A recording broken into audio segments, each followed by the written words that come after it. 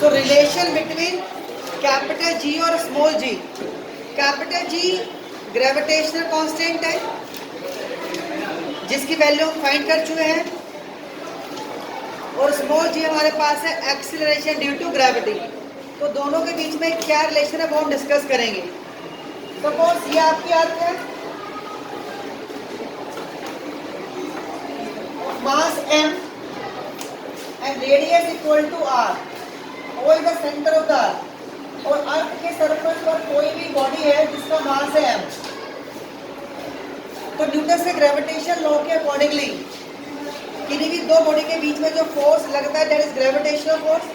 तो यहाँ पर अर्थ और बॉडी के बीच में ग्रेविटेशनल फोर्स की वैल्यू क्या होगी?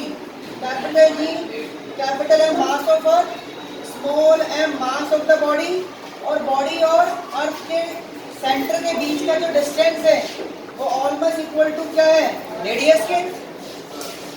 भाई आप बॉडी का मास का सेंटर, जो आपके पास बॉडी है उसका सेंटर ले लो और अर्थ का सेंटर ले लो, दोनों के बीच का डिस्टेंस क्या होगा? Equal to radius of the earth, approximate equal to radius of the earth. अब इस बॉडी पर एक फोर्स और लग रही होगी जो है इसका वेट या force acting on a body due to earth, that is force due to gravity. वो हो गया इसका वेट, और वेट की डायरेक्शन भी क्या होती है? Toward the centre. इसका मतलब हमारे पास दूसरी फोर्स क्या होगी जो बॉडी पर लग रही है? mg। दोनों फोर्स को इक्वेट करते हैं तो g capital m by R square is equal to mg। तो यहाँ से स्मॉल g की वैल्यू क्या आ जाती है? Capital G m by R square. So this is the relation between small g and capital G।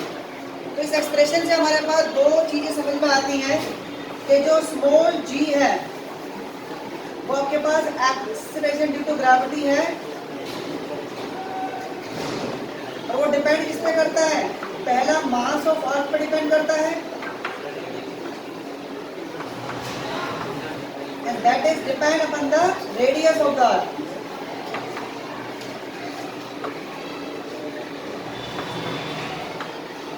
यानी स्मॉल g की वैल्यू दो फैक्टर पर डिपेंड करती है, पहला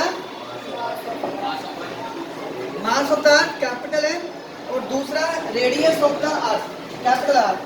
कैपिटल मास पर डिपेंड करती है डायरेक्टली, यानी अगर अर्थ का मास कम या ज्यादा होता है तो g पे इफेक्ट पड़ेगा, और R पे डिपेंड करती है इनवर्सली। क्या इस फॉर्मूले के अंदर हमारे पास बॉडी का मास नहीं आया? हम देखते हैं कि इस फॉर्मूले के अंदर बॉडी का मास कहीं नहीं आया। इसका मतलब क्या होगा कि स्मॉल g की जो वैल्यू है वो बॉडी के मास पर क्या हो गई?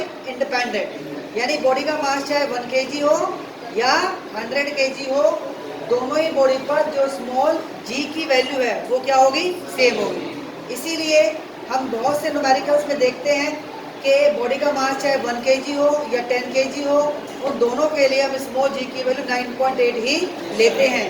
9.8 मीटर पर सेकंड स्क्वायर जो अर्थ के सरफेस पर स्मॉल g की वैल्यू है।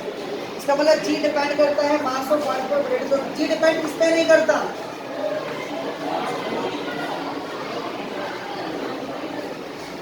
d does not depend, first body के मास पे डिपेंड नहीं करता, मास ऑफ द बॉडी यानी स्मॉल m, और वो डिपेंड नहीं करता बॉडी का साइज क्या है, यानी साइज ऑफ द बॉडी।